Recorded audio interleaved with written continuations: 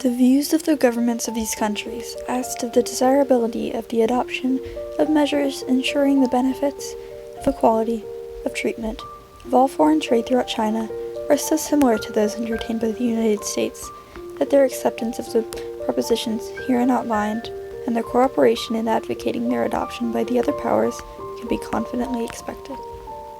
John Hay, The Open Door Note, 1899.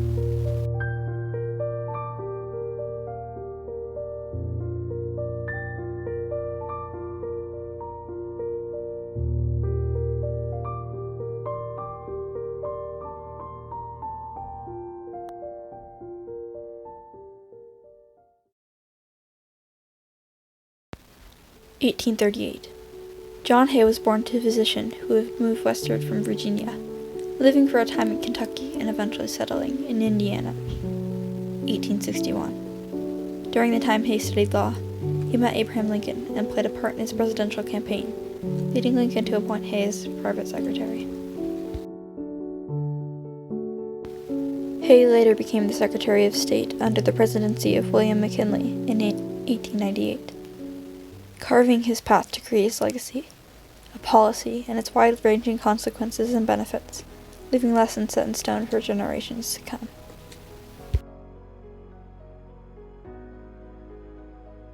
The year is 1899. Hay created the idea for the policy when he noticed that spheres of influence surrounding China were becoming more prominent, and he didn't want America to lose their trade rights with the country. He drafted and sent out the Open Door Note to Great Britain, Germany, France, Italy, Japan, and Russia. The individual receival of these notes differed, but the countries came to an agreement that the policy would be beneficial if they collectively agreed. As the United States Secretary of State, John Hay played a major role in the creation of the Open Door policy. The policy was accepted positively in the United States and became a cornerstone in the foundation of foreign policy in the U.S. As to the ports now opened, or hereafter to be opened to foreign commerce by the Chinese government, and which lie beyond the territory leased to Russia, the settlement of the question of customs duties belongs to China herself, and the imperial government has no intention whatever of claiming any privileges for its own subjects to the exclusion of other foreigners. It is to be understood, however, that this assurance of the imperial government is given upon condition that a similar declaration shall be made by other powers having interest in China. The Russian reply to the Open Door Note, 1899. Japan and Russia were against the policy the most, and later Japan declared that was one of the reasons they waged war on the U.S. Other powers had different reasons for accepting the policy, like how Great Britain was more interested in China's territory and resources, but, again, only if other countries involved themselves as well. I have much pleasure in informing Your Excellency that Her Majesty's government will be prepared to make a declaration in the sense desired by your government in regard to the leased territory of Wei Highway and all territory in China which may hereafter be acquired by Great Britain by lease or otherwise, and all spheres of interest now held, or that may hereafter be held by her in China, provided that a similar declaration is made by other powers concerned. The British reply to the Open Door Note, 1899. Most of the countries only accepted the policy if all other offered powers accepted as well, and it might have come as a surprise to them when Hay announced that all countries had agreed. None of the countries Hay communicated with formally outright agreed to the policy, but the European countries unofficially supported it, and no one openly opposed the policy. Hence, the Open Door policy was born. John Hay's Open Door policy received vastly positive feedback in the U.S., and for more than 40 years it was a cornerstone of American foreign policy in East Asia. China was also influenced by the policy greatly, as you would think.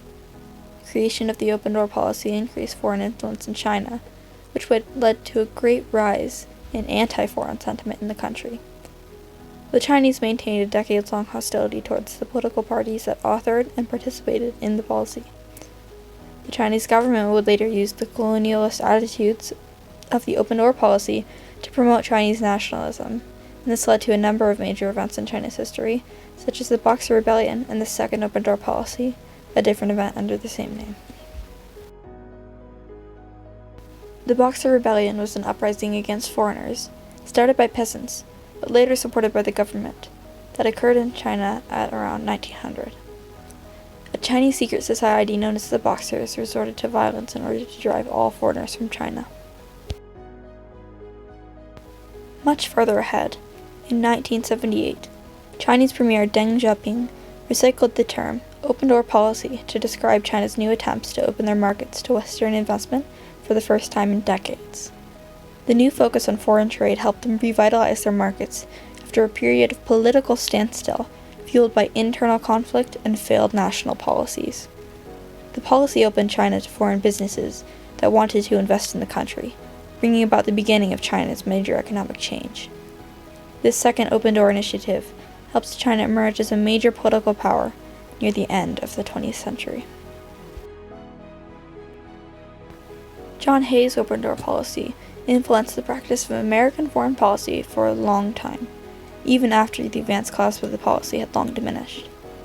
In America, the policy established the belief that the growth of economy in the U.S. depended on foreign trade, leading to the reinforcement of the idea that America was a great world power, and that it had the right to intervene abroad to keep foreign markets open.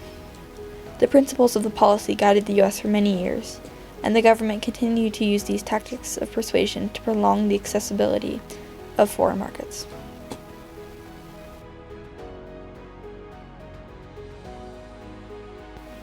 The open-door policy was a major point in the history of foreign affairs, important because it displays both a cornerstone of America's diplomatic relationships and dealings, but it is also an example of how the power of agreement can influence not just one nation, but many. John Hay played a main role in the creation of the policy, dealing with the ideas and replies sent by other countries. The policy was another large influence in China, being the cause of many events and even leading to great political changes in China's power through the 20th century.